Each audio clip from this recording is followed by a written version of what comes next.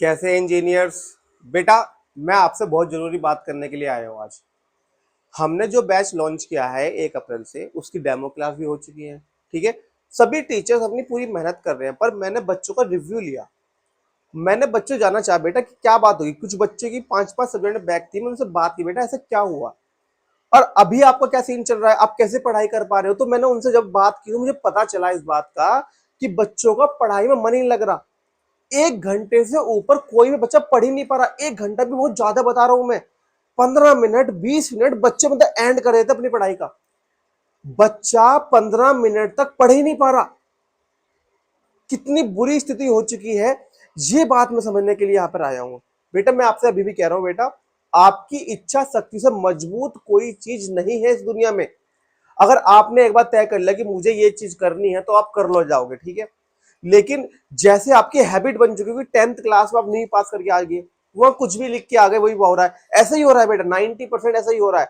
10th class का result कुछ बचा ही नहीं है। कोई बच्चा कुछ भी लिख के आ रहा है वो पास हो जा रहा है। 8th क्लास का कोई फेल ही नहीं कर रहा है उनको। तो बच्चा कहां से पढ़े, उसके अंदर पढ़ने की स्पिरिट ही नहीं है। पढ़ने की स्पिरिट ही नहीं है, वो मेहनत करना नहीं चाहता, क्योंकि उसने कभी मेहनत का वो चीज देखा ही नहीं। जब उस पर लोड पड़ा एकदम से तो वो पीछे हट गया।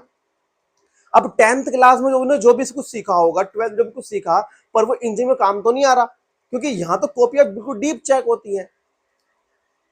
एजुकेशन सिस्टम बेटा बहुत ही ज्यादा क्रूशियल स्टेज पर है। मैं चाहता हूं बेटा आप अपने बारे में सोचें, अपने माँ बाप के बारे में सोचें, अपनी पढ़ाई को ज्यादा से ज्यादा समय दें।